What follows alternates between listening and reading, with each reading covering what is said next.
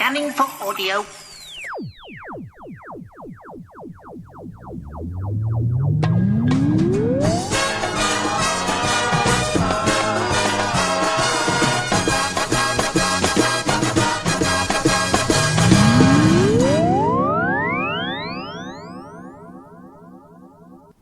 Welcome to December's edition of For Your Consideration. This month it is my co-host Michael's turn. Hello, Michael. Hello.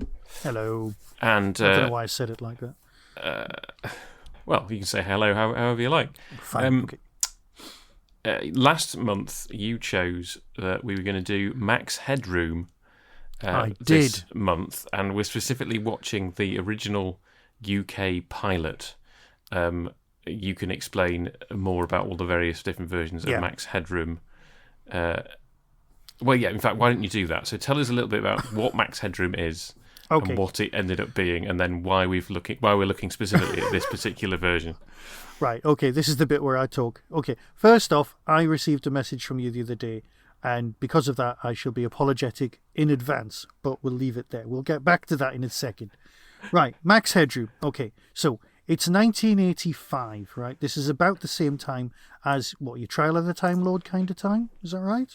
Well, I guess it's the time of the hiatus, really. Well, yeah, right, okay. This was Doctor Who off air.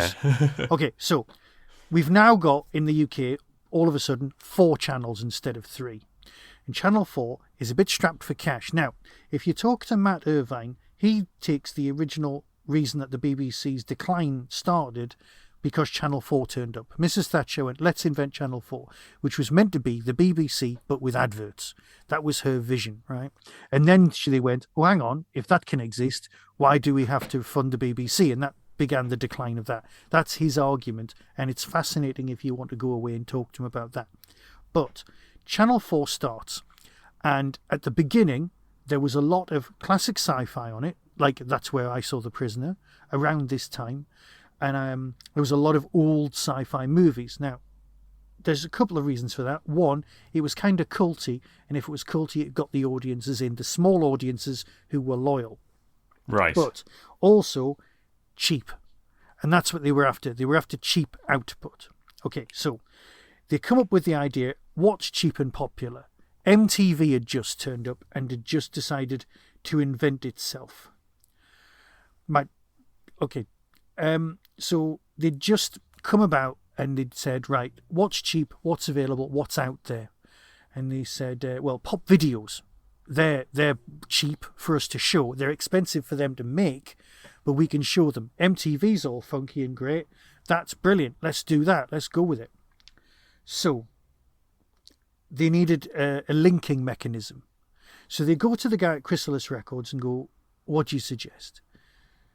And this guy, who's called Peter Wang, who is not the effects bloke from Red Dwarf, who I thought was, until about a month ago. I always thought it was the effects bloke. It was the same guy. Dwarf.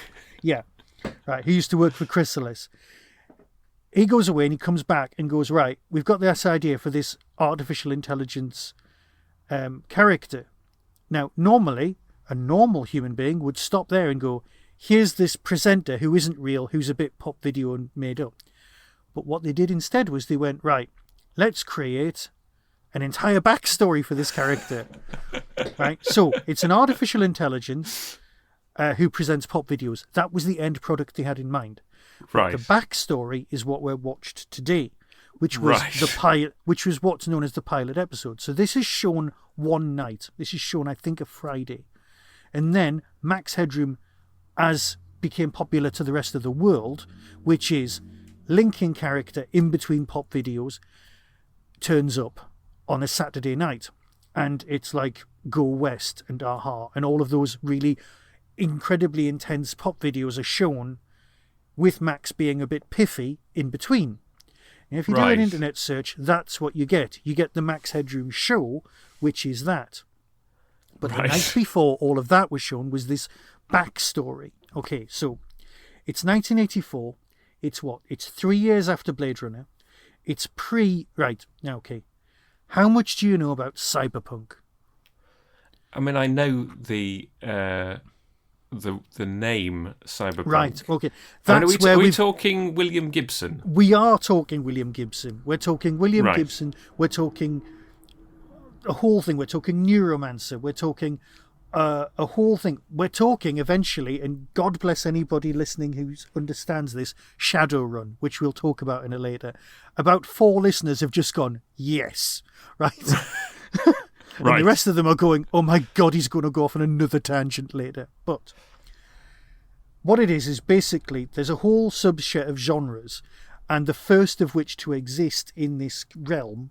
So you've got cyberpunk, steampunk, and there's a lot of others, right? But they're both they're all shorthand phrases meaning quasi-futuristic stuff. The cyberpunk 2077, the game that's out, and they're all set in a kind of dystopian future that's technologically based. Modern ideas extrapolate to the future.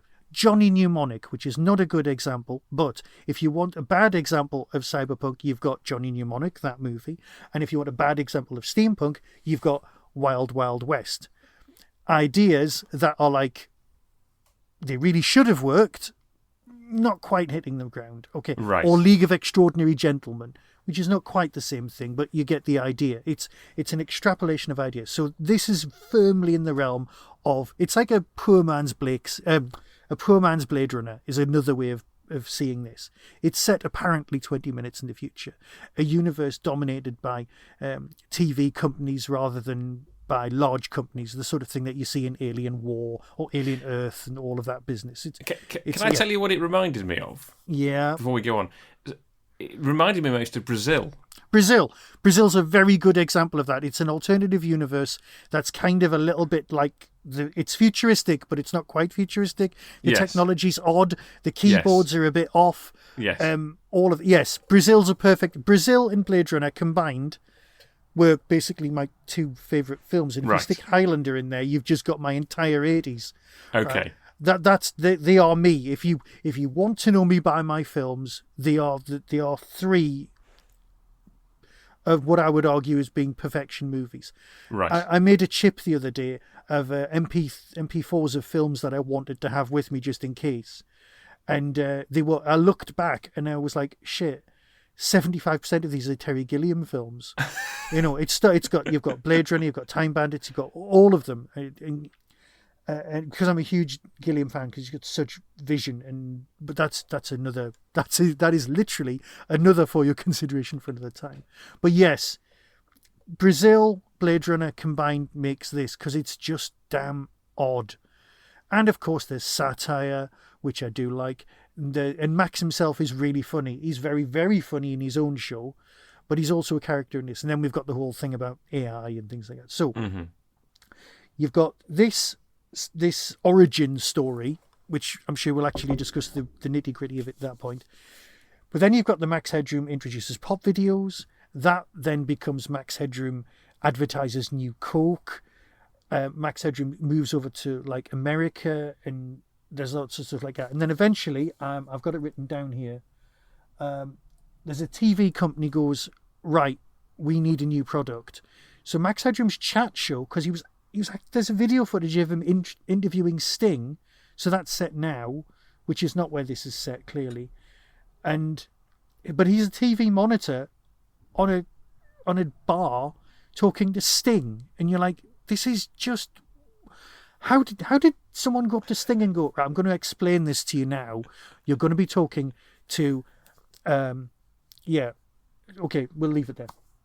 Anyway, so once the Max Headroom momentum kind of eases off a bit, so you've got, let me see, we started off in 1985, right? And then by 1997, it's like 2 years later, this other company in America goes, right, let's make a Max Headroom TV series. And they do. And there's 14 episodes made over 2 seasons, which is a bit small. And then it gets cancelled. And episode 1 is a remake of this. So Max has gone full circle and ended up in exactly the same storyline. The only difference is the removal of Blank Reg. And there's one slightly different plot twist. And that's it. And then there's a whole extra 13 more episodes, which are very, very... they're even darker. The atmosphere is incredible, and they were the series that I watched during my A levels. Right, and Channel 4 showed it at 1 o'clock in the morning. Right, and I was notoriously late for my art lessons because, although I had a video recorder and I was taping them, I still stayed up and watched them. I could not watch Max Headroom. And it felt like I was the only person in the world watching this spin-off series. Because it was made 2 years later, but it was like 1988, 89 by the time it was shown in this country. And clearly it was bought as some sort of package deal, and it was just shown in the middle of the night for people to watch. Channel 4 showed it because they'd showed the original, and that was it. And that was the full circle. Matt Fuhr went on to other things, and that was it. So the mechanics of it is, when you were watching it, you believed wholeheartedly that Max Headroom was a computer-generated character. He'd been created from polygons and all sorts. And what he was a collection of all of the video tricks you could get, all of the filters you could get, and it was Matt Fuhr in extra makeup with a rubber suit and rubber hair, and then they just filmed it. It wasn't computer-generated. There were computer-generated graphics in it, which were made by the same people who'd made Hitchhiker's Guide, which is why it looks the same. And when the show transferred to America, they reused all of that original computer-animated footage and spliced it into the new film, the new TV series, which had 2 of the same cast and everybody else was different. Had 3 eventually because Blank Reg was in other episodes. Right. But that's it. And it's because they'd gone so far in creating this world that just spoke to me. Another reason that it meant a lot to me is I'd actually recorded it on Betamax when it was out. It was on the first things we ever taped. So I got to watch it over and over again, just like I've got a love relation. Everyone has got a love-hate relationship with certain stories of Doctor Who. You are not supposed to love Timelash. I do, because I had it on Betamax. It was the first thing I taped, and I watched it over and over again, especially in the hiatus years. So that's why I love Max Headroom. That's it. There you go. That was the very potted and very me story of Max Headroom but obviously you know Matt Fuhr from other programmes, I'm guessing. You've come across him? I think we had this conversation very briefly at the end of last time. In that my 2 places that I know him from are, he's the neighbour dad in Honey, I Shrunk the Kids. Yes. So that was where I knew him from. And then obviously he turns up in the episode of Next Generation that was written for Robin Williams, but obviously Robin Williams wasn't then available, so he is then the time traveller from where is he from? That's part of the secret of that episode, is where is he from? And it's one of those things where you watch the episode and you go, oh yeah, I can see Robin Williams playing that part. See, I could not place that at all. So I will go away and watch that. I will find it. It's a fun, if you like slightly silly episodes of Next Generation. I can live with that. It is slightly silly because it's him. You know, Matt. I don't think. Well, I suppose this is the thing. The character he plays in Max Headroom is like the most serious I've ever seen him, because he's playing a serious character in this. Apart from then when he becomes Max Headroom, but what's the guy's name? Elliot. I can't remember what the character's the human person on which Max Headroom is based. Edison Carter. Edison, not Elliot. There we go. Edison Carter.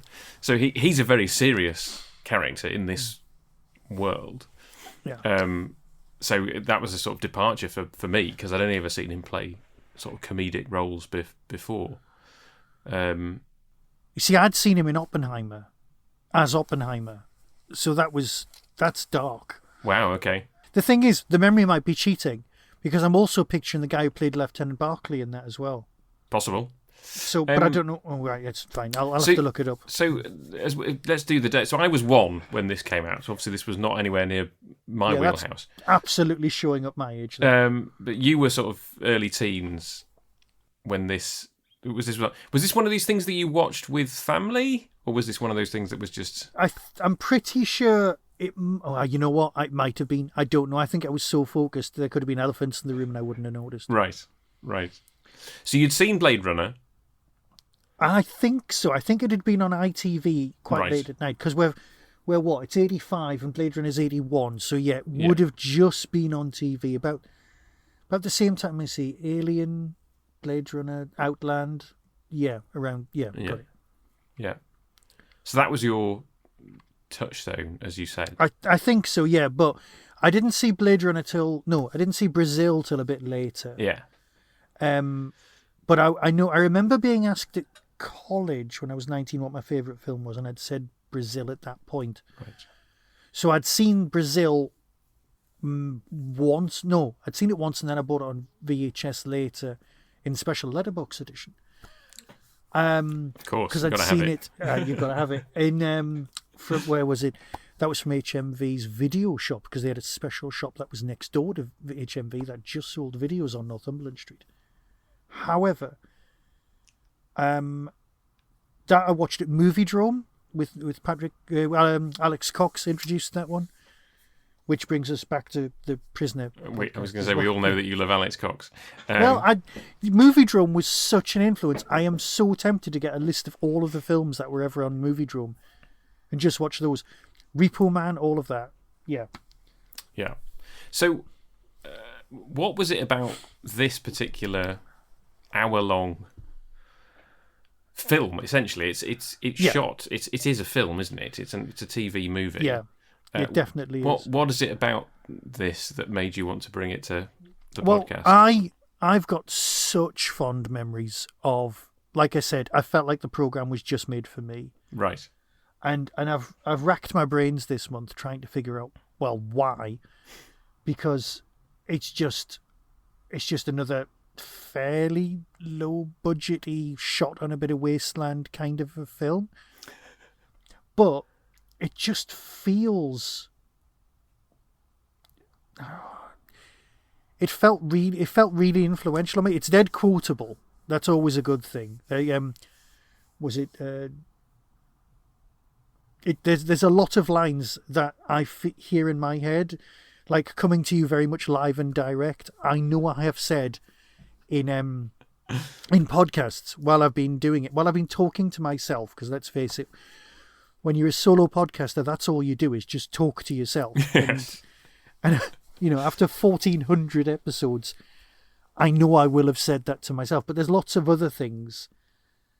Was it Making Tomorrow Feel Like Yesterday? Coming to You Day After Day, Making Tomorrow Feel Like Yesterday. I must have played that so many times that it just got ingrained in my head. It was one of those tapes I don't think I ever taped over, because it was fun. It felt like it was saying something, although I wasn't quite sure what, like The Prisoner did. Mm-hmm. And it just kind of, I think it spoke to me. That was it. And I wish I could be more eloquent. But it really just made me go, yeah, this is good. And I like the bits of the pop video program that was on later. I remember feeling gutted that there wasn't more episodes of this alternative universe 20 minutes into the future thing. Yeah. And all we had was Max talking between pop videos, and I was never a huge music. I enjoyed it, but it never spoke to me the way it spoke to everybody else. Like other people had, well, I've said this before 1,000 times. Other people had the Smiths, and I had Doctor Who. Yeah, it was like that helps define who you are, and this other thing helped define who I was. It was just the way in. So none of those things that marked you out as being a bit weird / different. Well, yeah. I think you reach this age and you just go with it, don't you? Yeah, no, you do. I had a question and it's gone. Oh yeah, no. I suppose the thing that surprised me most was how little of Max Headroom is actually in it. Oh, that's true. Yeah, because it's like I suppose, and once you know the context of, like, as you say, this is the backstory of how Max Headroom comes to exist. You're like, oh, okay, fine. So the fact that he only turns up towards the end. Yeah. Made more sense. But I was expecting, particularly because the synopsis that I read was like Edison Carter investigates with the help of an AI version of himself, and you're like, well, that's not actually the plot at all. That's one of those terrible kind of plots. That actually sounds like the plot for Automan. Which, yeah, it's like he doesn't actually. If you've never seen Automan, you are a very lucky person. Well, okay, I haven't. Yeah. I've not even heard of Automan. But no, we're not going down that road. It's not. He's not even really aware of the existence of Max Headroom, is he? No, not at all. He's just on his investigation to figure out what's going on with people exploding. He doesn't know that it's people exploding, does he? He just knows that there's a fire has happened in an apartment block, and he's been called off, and then he wants to find out what these blipverts are. So he's basically sort of, see, only people of a certain age are going to get this. He's sort of he's not even Esther Ranson. What's he called? The guy on the motorbike from Watchdog. Matt something or other. Matt, yeah. He's sort of him, roving investigative journalist kind of person. Yes. What I liked was the fact that, if you did this again now, the camera would be in his eye, wouldn't it? Like his live feed would he'd That's probably, true. Or at least a pair of glasses or something. or something like that. Whereas with this, it's the 80s. It's a Mahusiv video. camcorder it's a massive that camera. He carries around all the time. That bit where they're going to smash his hand, and it's like no, leave the hands, because they're rare and expensive items. A hand, because there's body banks. There's a lot of Judge Dredd in this. There's a lot, and I think that is You see, you won't have spotted that because you didn't grow up on 2000 AD comic. No, so I'm only vaguely aware of Judge Dredd as well, and the whole 2000 AD stuff. I mean, I have to say the world building in this is sporadic. It's just weird. It's weird. And like you say, these extra bits just keep getting dropped in, where with the whole, like you say, the whole body bank thing. You're like, oh, okay, so there's a trade in body parts. Wow, okay, fine, that's dark. And you've got the bit where he's running around the building, and it's the fact that you've got these roving reporters, and then they've got a controller, wasn't it? That's what she was called, wasn't she? They've got their controller who's doing the basically looking on the internet and figuring out what's going on. Essentially, is that person's role. Which, I mean, that kind of combo is a well-worn trope now, isn't it? Yeah. And you've got the kind of the techie person back in the ranch, and you've got the action person out and about. Yeah, which allows you to split the narrative really nicely and have an extra level of backstory. Yes. Yeah.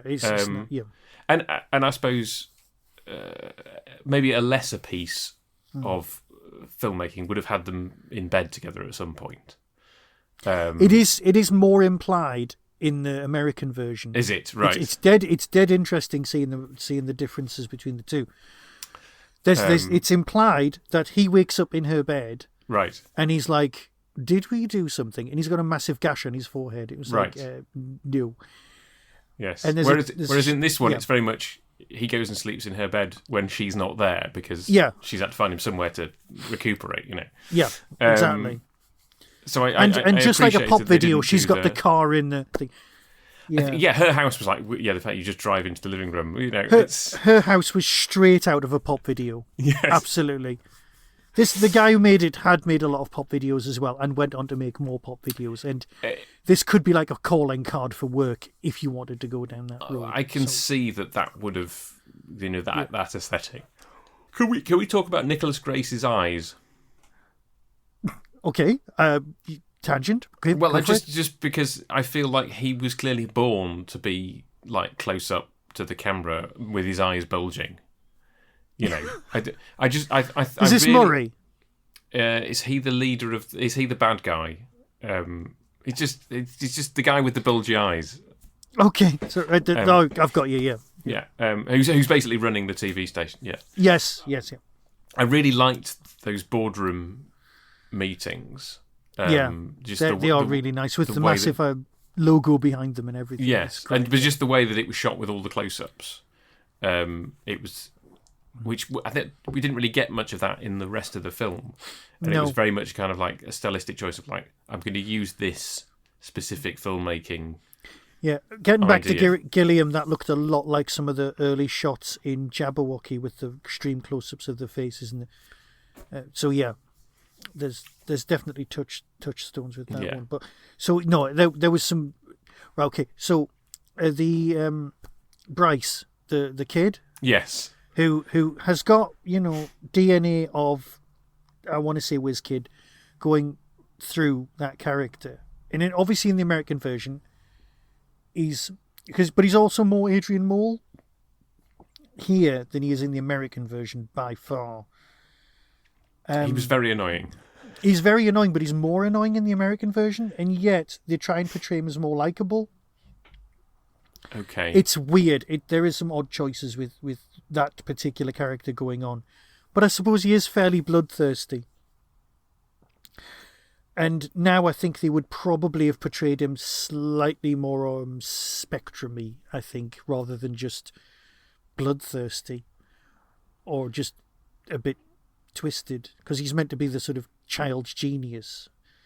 Yes. But then he's on his computer in the bath. Yes. I get. I feel he's more like, the way I sort of read the character was that he's kind of the amoral child genius, right? He's not really thinking about the consequences of his actions beyond, the fact that he likes being a programmer, Yes, he deals with the two thugs to the extent of kind of, get rid of this body. So, there is an element of him being, he's not a great character, but it seems to be the two mostly thugs could have stepped out of a comic strip presents, which is around at the same time. Right. Very easily. They could have stepped straight out of one of those and not batted and been just completely accepted, no problem at all. Like the Bad News Tour or something like that. They would have fitted really well. Sorry, this has become a homage to Channel 4 in its heyday for me tonight, so which came as a surprise. Apparently, AMC Cinema are quite far down the road of doing a reboot. Oh. And I don't understand how or why. But okay, go with it. I can't see it working. I don't know, like, I guess it's a bit like Tron. Well, when they did another Tron film, and I was like, what's the point of doing Tron again now? And I haven't watched the latest one, but no, I haven't. There seems certain things that are just like, well, that's just of its time, and there's not an easy way to do it now.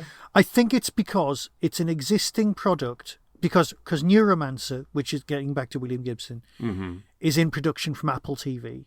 Right.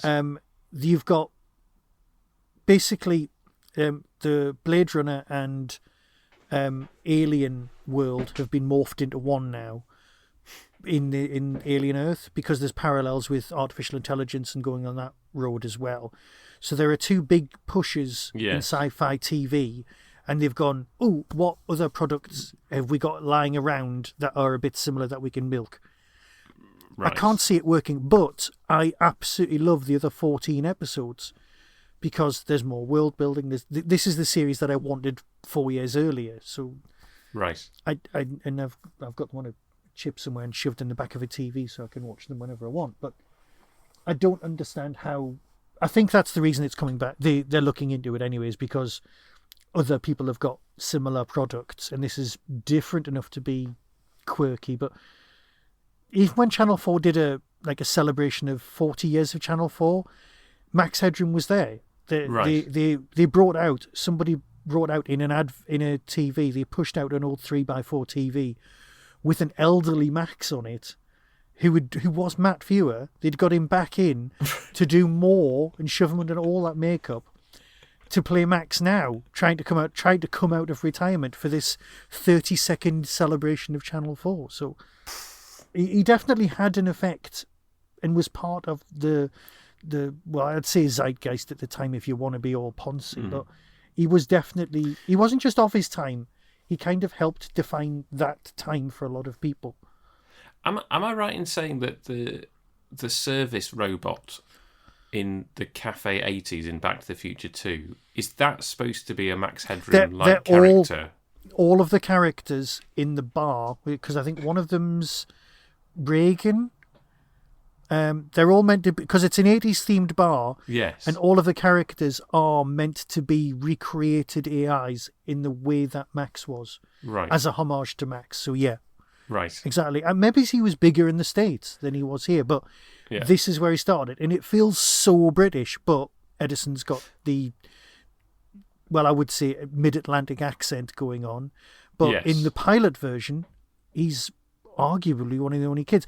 Oh, one of the only Americans. Yes. So in the British version, they're talking about ratings and how many their audience share was. Right. And if you listen to the numbers, they're really similar to the sort of numbers of viewers that shows are getting now. You're right. They were like, oh yes, it went up to 2 million overnight. Yeah. Right? The American version, obviously they'd be scared of that kind of thing. They're going, yes, it's at 60 million now. We've lost 2% overnight. And I'm thinking, yeah, it's not the same. No. You were just scared, weren't you? Yeah. Yeah. And I suppose you talk about it being the zeitgeist, and you mentioned this last, or I mentioned this last. One of us mentioned it last time. The incident where. Oh right, I didn't know anything about it until I came back to Max Headroom quite recently. When I went, oh, it's been released on DVD. I wonder how much it was. Found out how much it was, and promptly didn't buy it because it was never on Blu-ray. It was always just the DVD box set, and I thought, well, that's kind of Blu-ray prices there.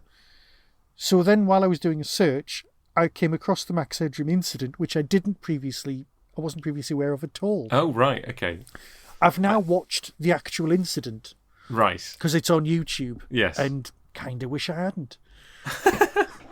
I think for me, just the fact that it's a Doctor Who related thing is what makes it interesting. It's Horror of Fang Rock, right? Horror of Fang Rock's playing, and it's a scene where Leela is in the electricity room. I think she might be wearing the fisherman's jumper at this point. Right. Yeah. She wears that for most of the story, doesn't she? Oh well, and then it rolls in that lovely way that VHS used to. Yeah. And it looks like there's a video edit, like the way it rolls into itself, and then you are. Apparently, have you seen it? I think I have seen it a while ago. I mean, I remember reading about it. All right, it looks like it's been shot in somebody's garage. Yes. And the Max Headroom strobe lines behind are performed by what looks like a garage door sign, and somebody's just rocking it backwards and forwards, which is a very nice tune. Somebody's wearing a plastic Max Headroom head mask thing, and they're just a bit odd, and then they become very odd. I believe there's a spanking bit. I was going to say they moon the camera, don't they? They do moon it. Yes, that's the best way of putting it. But this, for people who don't know what we're talking about, Michael, this was on this was on an American TV channel, wasn't it? I think so. Yeah, probably PBS, given that I think PBS was mostly what was broadcasting Doctor Who in the States. Yeah, that would make logical sense. Yeah. And somebody hijacked the signal, as was possible back in the day. If you had a powerful enough transmitter, you could hijack onto broadcast, couldn't you? Oh, that makes a lot more sense than what I was thinking. I thought it was somebody who might be working there. No, I think if switched a cable. If you're interested, there is a whole Wikipedia page about the Max Headroom incident, which explains it, and it obviously cuts into the transmission, and for 1 or 2 minutes or however long it was of this guy, pretending to be Max Headroom, and then it goes back. And as far as I'm aware, they never found out who it was, why it was done. I don't think I don't think the guy repeated his actions. No. But it's weird, and the only reason I know about it because of the Doctor Who connection. It was Horror of Fang Rock. Yeah, because it's Horror of Fang Rock. If it hadn't been that, I'm not sure I would have heard about it. But just very weird, very weird. Yeah, it's. There's no other way around it. It's just odd. But I suppose if you'd go in and let's find a mask in the shop. Let's just go with it. It's like the dead presidents robbing a bank. You're like, is it just the masks that were around? Or I suppose if it's a popular mask, it's going to be less traceable. So they'll never find out what's going on. But it's just weird. It is. So it's very weird. In the TV show, in the thing I made you watch. Yes. Anyway. There's a storyline, and the storyline is they've compressed commercials to 3 seconds instead of 30 to prevent channel shifting. Okay? Yes. Because I've been watching it, I've been thinking about this, and you know the way that my brain ticks on in the background, regardless of whether I wanted to or not. Do you think YouTube videos have perfected this? You're watching a film you actually want to watch, a show, a screen, whatever it is, a YouTube episode, and an episode comes on, and you consciously have to press the button to skip it. You have to engage and you can't look away. You can't go to another channel and come back because, well, you can't go to a different channel while YouTube adverts are on. You have to, engage to get through them to get to the other side. So I was wondering if YouTube adverts are the closest to blipverts we've got, because on ordinary TV, most people don't watch TV live, so they just record Sky. You get to a commercial break, you fast forward through the adverts, you press play. Some people have not seen an actual commercial on TV for decades because they're not watching live TV. Or no, I mean I'm not. What we used to do was a show would be on live. You'd press record, go off and do something else, come back 10 minutes later, so that you had some time to catch up, so you could get to the end at the same time as everyone else. You would arrive at the end in real time, but you could fast forward through the adverts while it was on. It's like you join late in order to get there. So yeah. And this is the workaround that they've come up with. So yes, I don't know. It's. I mean, I guess the thing that I thought about, I wasn't thinking about that, to be honest. I was thinking more about the whole, you've compressed 30 seconds into 3. It made me think of Speed Learn from The Prisoner.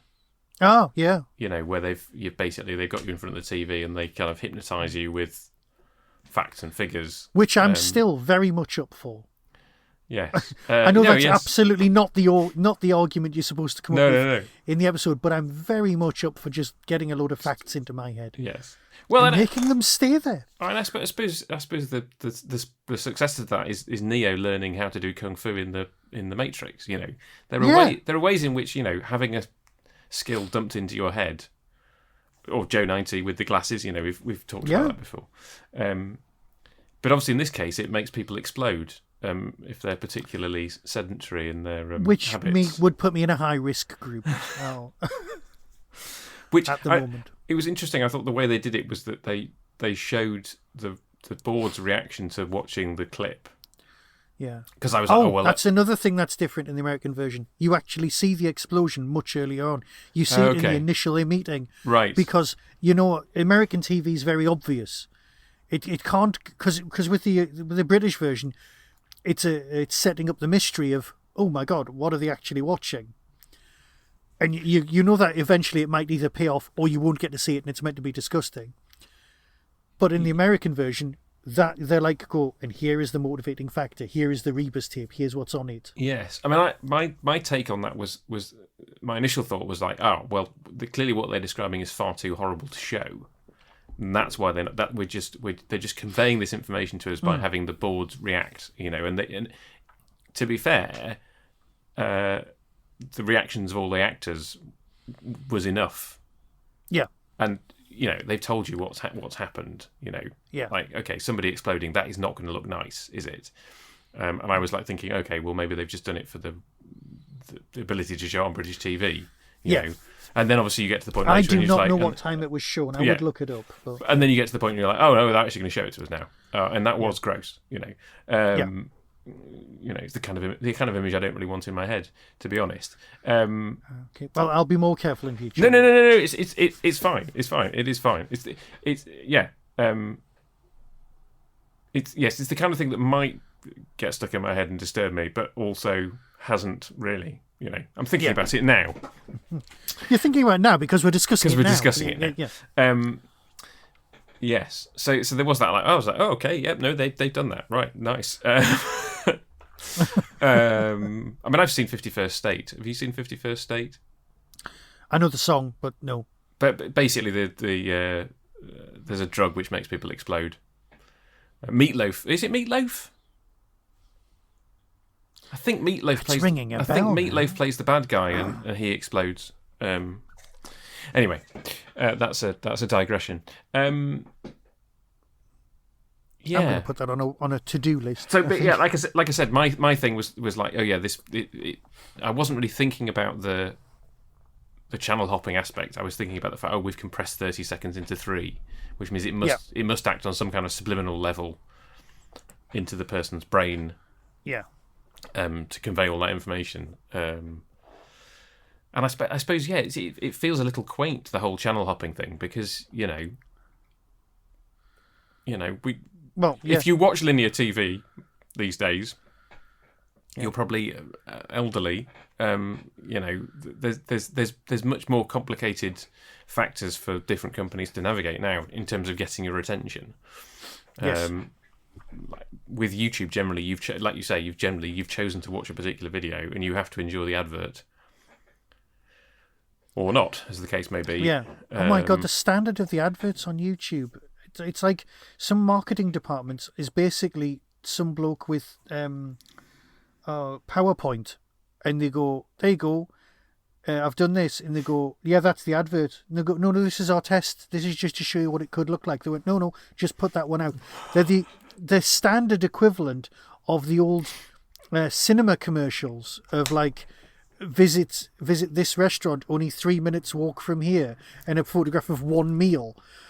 It's that kind of standard. Sorry, I am so showing my age, but that was local cinema advertising years ago, and that's what it reminds me of when I'm watching YouTube adverts. Yes. So I'm guessing from your text of what have I just watched? Yes. You weren't as enamoured as I was when I was 12. Well, I don't think that was ever going to be possible. It's not possible for me to be as enamoured as I was when I was 12. I mean, it largely held my attention. I think to be fair to you, Michael, of everything that we've done on this podcast, right? Yeah. Whether I've enjoyed or not enjoyed a thing that you've brought, generally, it's kept my attention. And there's stuff to talk about and have the conversation about. I mean, I thought it was an interesting attempt at building a world. I think where it lost me slightly was it felt slightly throwaway, the creation of Max Headroom, if that makes sense. Yeah. The existence of Max Headroom, which was the purpose of the whole point. The purpose of the whole thing was to get to the point where Max Headroom exists. Felt sort of tangential to the plot. There wasn't enough Max Headroom in Max Headroom. No, this is the point, and it felt like whoever was writing it was trying to tell a different story, but they were kind of hampered by the fact that they had to end up with the wisecracking AI, such that you have literally he creates it, and then his boss is like, no, dump it.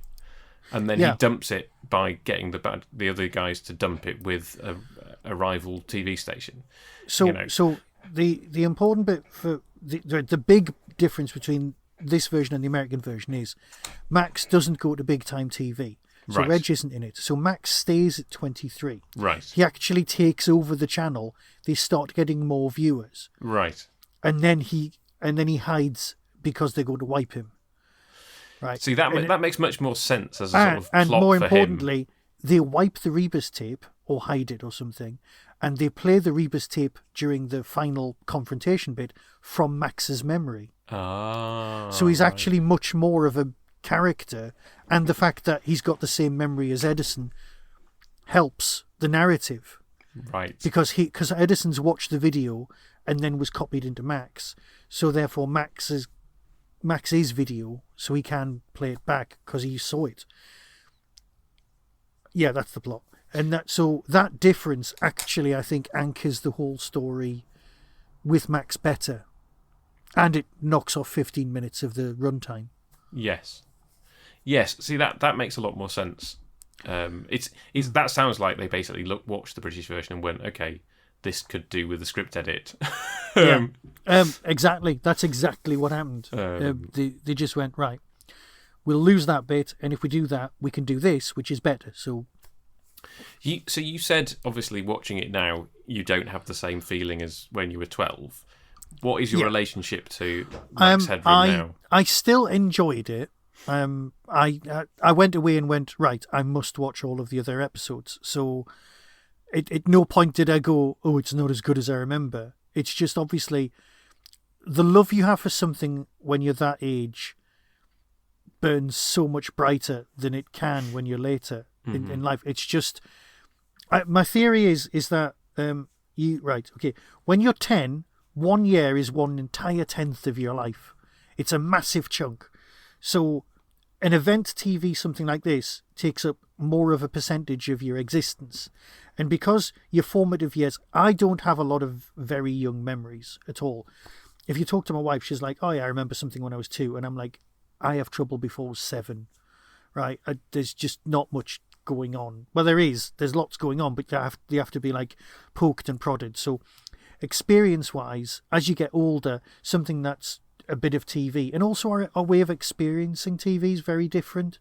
Then, if you owned something on tape, you owned it, and some other people didn't have it, and it was a thing to cherish, and stuff that you saw that you could share with friends was the VHS experience. Like things like Highlander, like I said earlier, you would say, "Have you seen this?" No, and you would get it out the video shop, and you'd watch that because you'd invested some money, and you had to go through the ritual of getting it, and then actually tracking it down and. There was a whole hunter-gatherer thing going on that just is missing from society completely now. Well, it's just you want something, you go on eBay, you can have it within 2 days. Well, it's just lending people stuff. Yeah, Yeah. It's funny. I've got some friends, and their eldest may or may not eventually decide to watch classic Doctor Who, and they've already come across the fact that you can't watch An Unearthly Child on iPlayer. Yes. So I've said, well, yeah, you can borrow that one. If and when the time comes, Oh my God, right, can I just say this? And this is going to make every single one of our listeners cringe and scared. Okay, so I work for the NHS, right?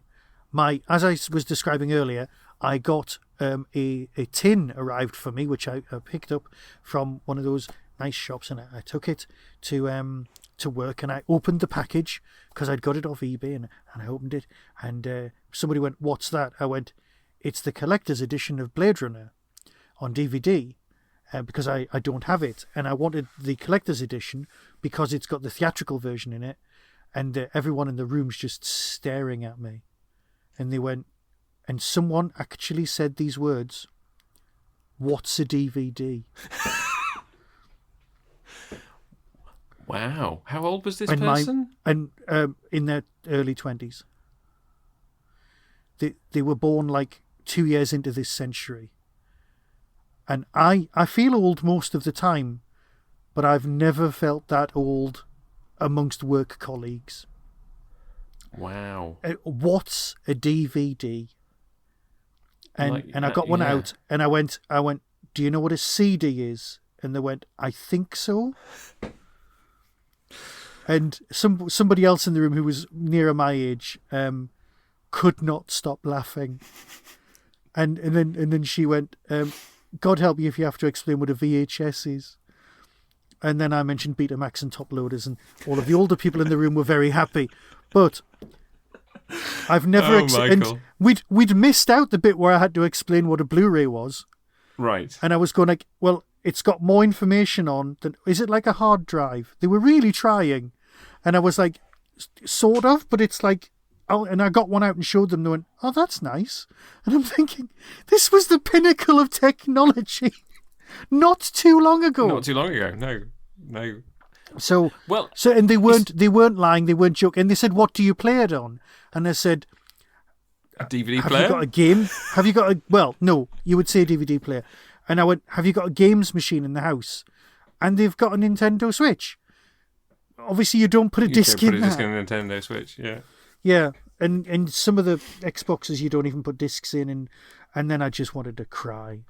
I mean, that's slightly... I mean, yes, it makes me want to cry too, but it's also somewhat fascinating. Because I would have thought somebody who was that age would still, would have had... And then it was like, well... DVDs when they were 5, Yeah, and they were honestly trying to help at this point. They said, "Can't you just stream that?" And I said, "Not this one. This is, I mean, obviously you can because I found it. It's on Sky. Yeah. But the theatrical version, yeah, I wanted that one. There's also the multinational version because there's two. There's a European and there's the original director's. There's a director's cut, then there's the final cut, and all of those. So then I was like, there's 5 different versions of the film in this set. Yeah, and they went, which just confused them completely. I went, because in different places of the world, different versions are released, and I tried. You know what? I should not have tried to... It was a rabbit hole I was not prepared to go down, and I did. It was like, so there's a version with a voiceover and an ending that's got a photograph of some snow in a car. But they didn't like that, so they did this. And this has got And I wanted to say, and this one's got more of a unicorn in it. And I was just like, don't even try, mate. Don't even go there. No. So that's where I was at. I mean, Sorry, yeah. I needed to share. I'm sorry. I guess just the other question, can't you stream that? Yeah. You know, just shows a completely different mindset. Yeah. And I'm not even sure that they meant, like, can't you just stream it off, like, because these are the people who've watched, like, every season, every series on Netflix, and they have conversations that are just, they use words that I don't recognise. And yes.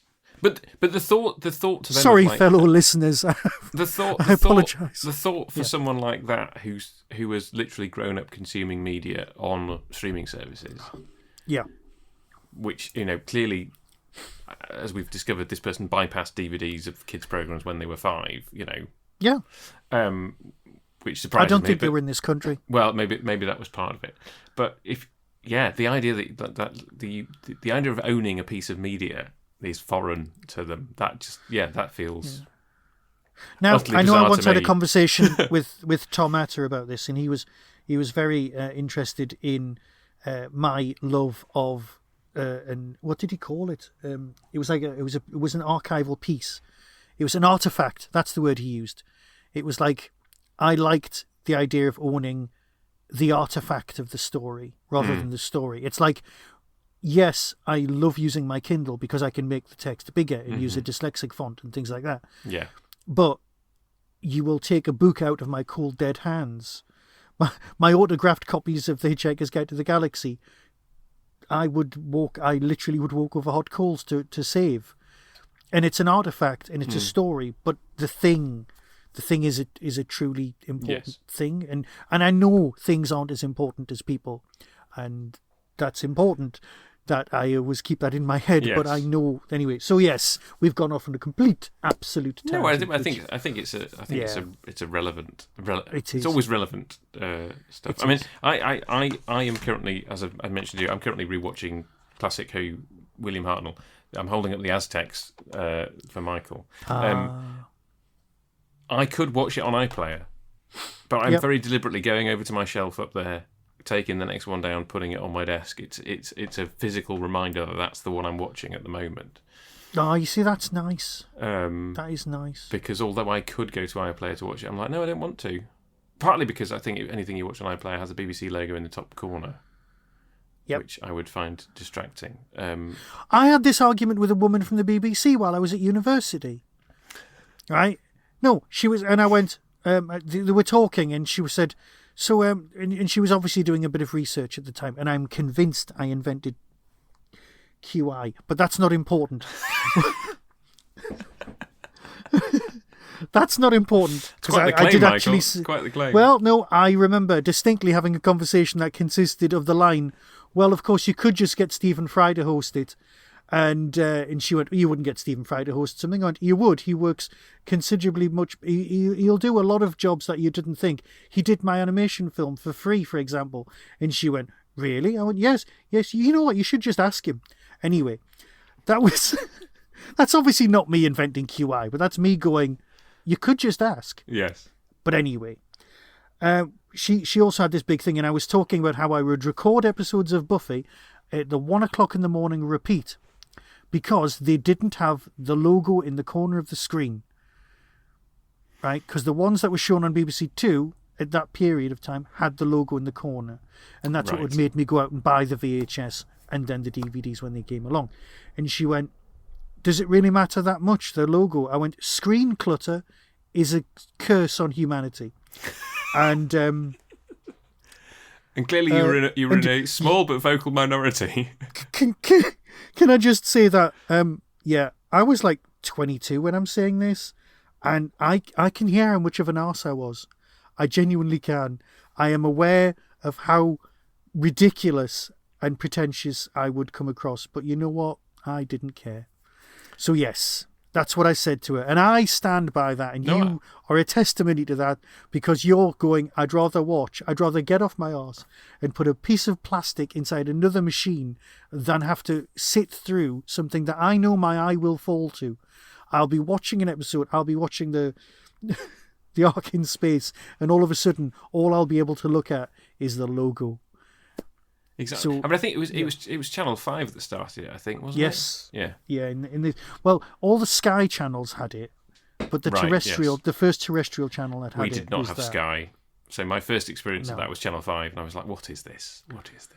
Yeah, but why is that there? I think I was being so arsey at this point that I may have phoned up and I can't believe I did this. Please don't judge me, listeners. There seems to be something wrong with my TV. I can't find the button that turns off the logo. What do you mean you don't turn off the logo? But you're ruining a perfectly good film. Hello? Hello, are you still there? Yes. And can I just be honest with you? That's a true story.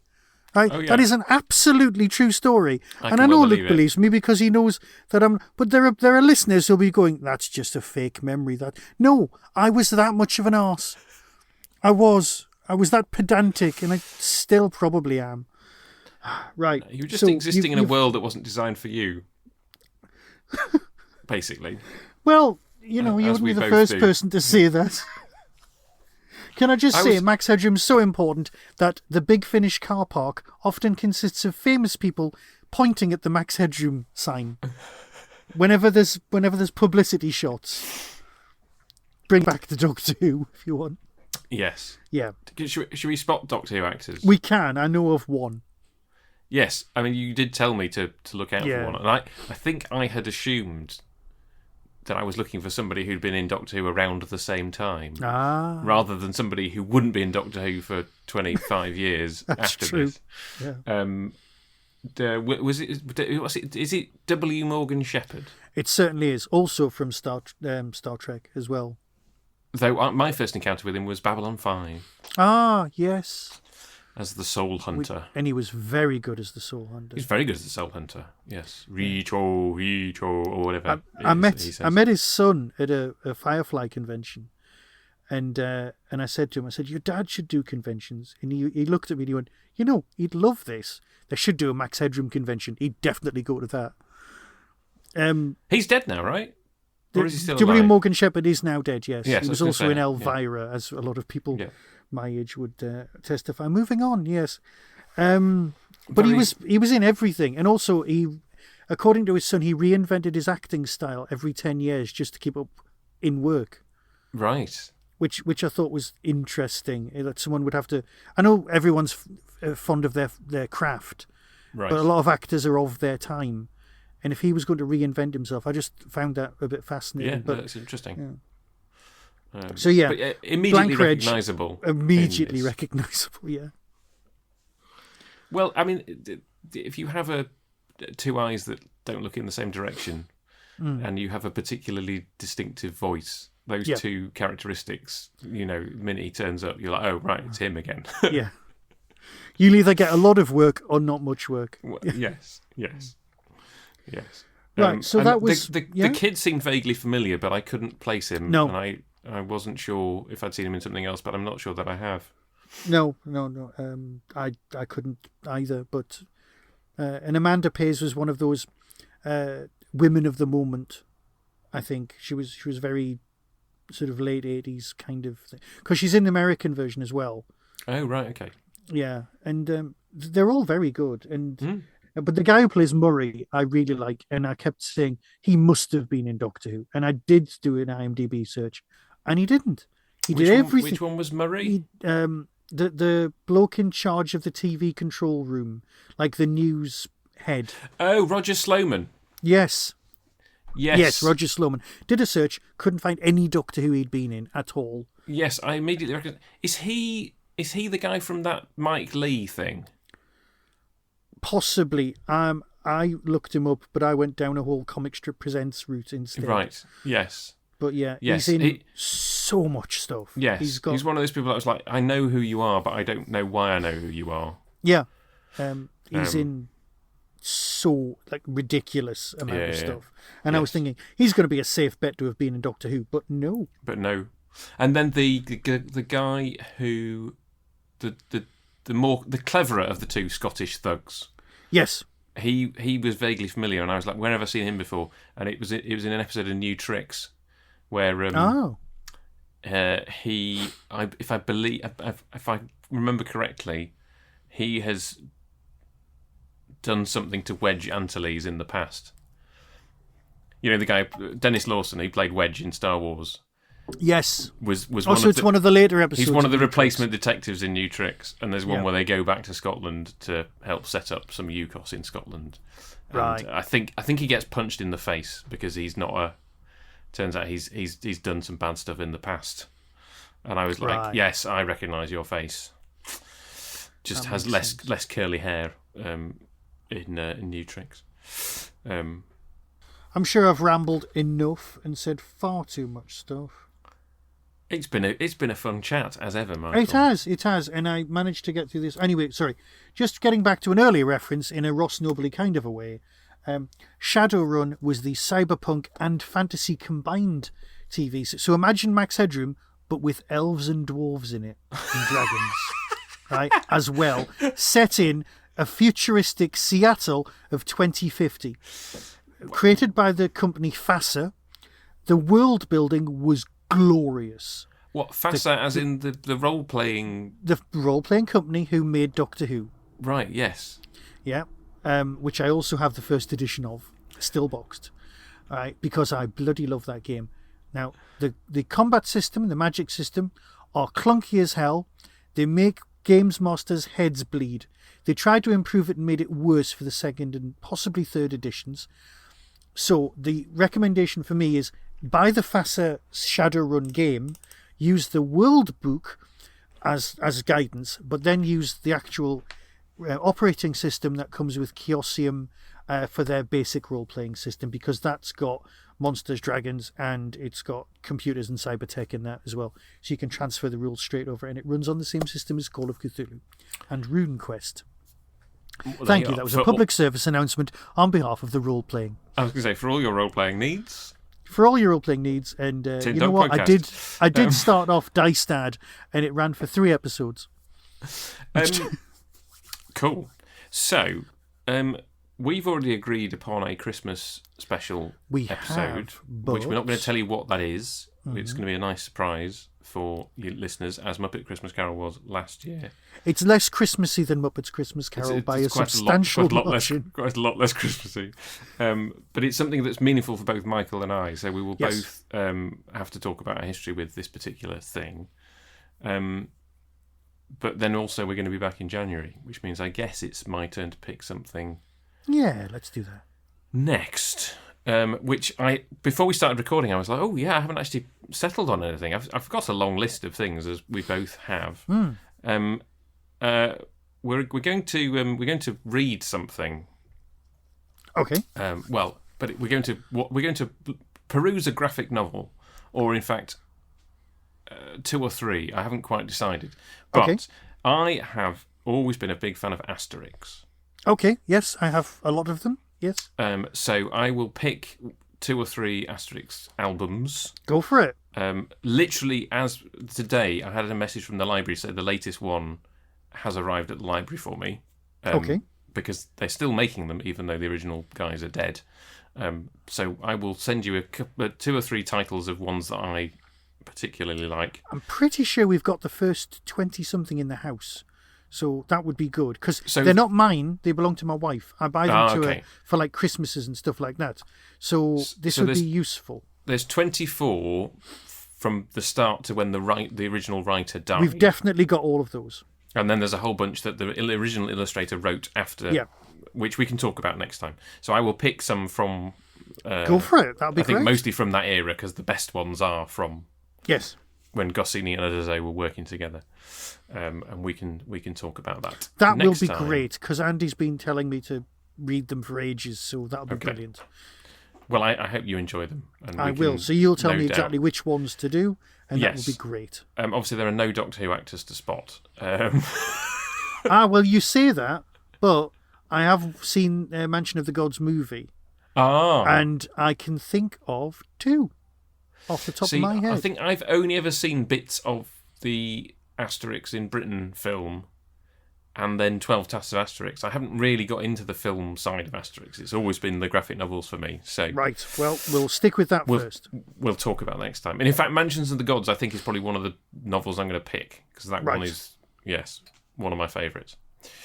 So Excellent. I will say farewell, and we will see you at Christmas with something to be surprised, and then we'll see you in January with Asterix, hopefully, unless We certainly will. Life throws spanners in the works. So I will say farewell. Farewell. And I will say, be seeing you.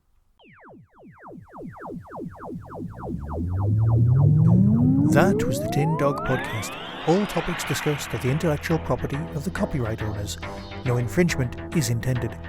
Why not follow the show on Blue Sky at tindogpodcast.bsky.social. If you've enjoyed this podcast on YouTube, please click like and subscribe. To contact the show, email tin-dog@hotmail.co.uk.